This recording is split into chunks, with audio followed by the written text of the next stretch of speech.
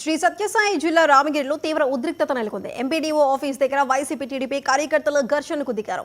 రాడ్లు కర్రలతో పరస్పరం దాడి చేసుకున్నారు కార్యకర్తలు. ఈ గొడవలో పలు వాహనాలు ధ్వంసమయ్యాయి. రంగప్రవేశం చేసిన పోలీసులు ఇరు వర్గాలను చెదరగొట్టారు. రామగిరికి ఎస్పీ రత్న, ధర్మవరం డీఎస్పీ హేమంత్ చేరుకున్నారు. ఘర్షణలో ధ్వంసమైన వాహనాలను రామగిరి పిఎస్కు తరలించారు. రేపు రామగిరి ఎంపీపీ ఎన్నిక జరగనుంది. ఈ నేపథ్యంలో 144 సెక్షన్ అమలు చేశారు.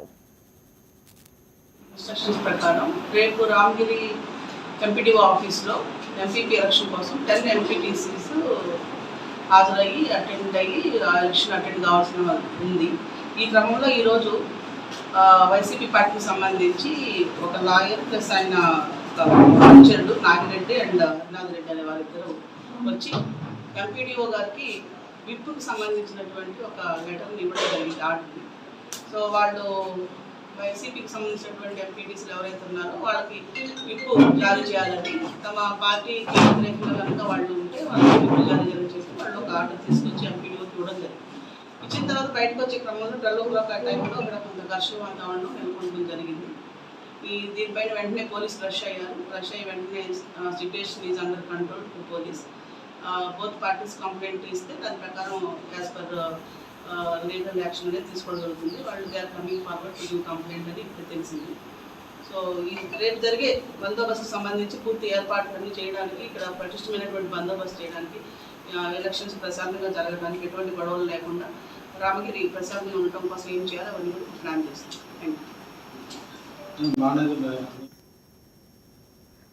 అయితే ఘర్షణకు సంబంధించి మరింత సమాచారం మా ప్రతినిధి ప్రతిమ అందిస్తారు. ప్రతిమ, చెప్పండి. సుధా, సత్యసాయి జిల్లా రాప్తా నియోజకవర్గంలోని రామగిరిలో రేపు ఎంపీపీకి ఉప ఎన్నికలు జరిగేటువంటి నేపథ్యంలో నిన్నటి నుంచే అక్కడ కూడా చిదరముదురు సంఘటనలు అయితే జరుగుతున్నాయి. అయితే ఇదే నేపథ్యంలో ఈ రోజు వైసీపీ నాయకులు విప్ జారీ చేయడం కోసము ఎంపీడీఓ కార్యాలయానికి చేరుకోవడం జరిగింది. అప్పటికే అక్కడ ఉన్నటువంటి టీడీపీ వాళ్ళని కవ్వింపు చర్యలు చేపట్టడం వల్ల ఈ ఇరు వర్గాల మధ్య ఘర్షణ చోటు చేసుకొని ఒకళ్ళపైన ఒకళ్ళు రాళ్లు విసురుకొని అక్కడ తీవ్ర ఉద్రిక్త వాతావరణాన్ని అయితే ఏర్పాటు చేశారు. అయితే అక్కడికి హుటాహుటిన అప్పటికే ఉన్నటువంటి పోలీసు బందోబస్తు వాళ్ళని చెదరగొట్టడం జరిగింది. అయితే ఇక్కడ జరిగినటువంటి విషయంలో అక్కడికి వచ్చినటువంటి వైసీపీ నాయకులు ముందుగానే ప్లాన్ ప్రకారము వాళ్ళ వాహనాల్లో కత్తులు, కటార్లు ఇవన్నీ కూడా తీసుకురావడం జరిగింది.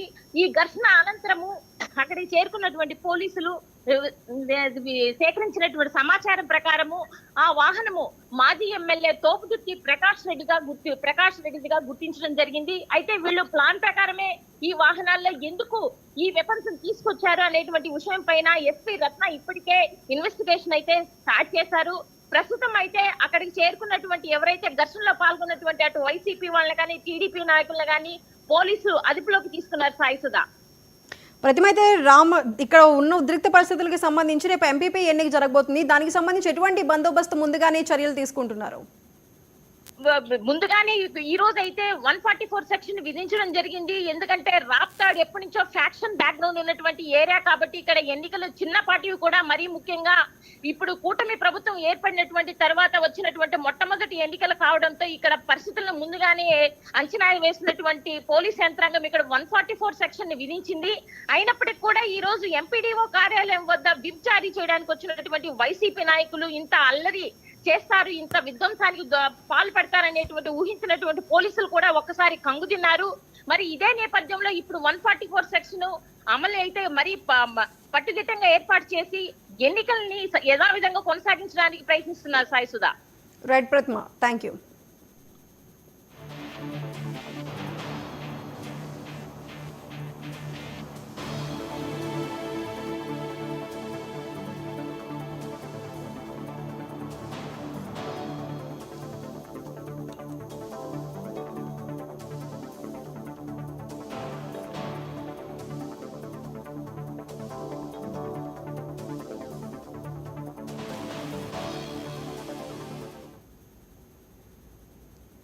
పాస్టర్ ప్రవీణ్ పగడాల మృతి మతోన్మాదుల హత్యనని క్రైస్తవ సంఘాలు ఆరోపిస్తున్నాయి. ప్రవీణ్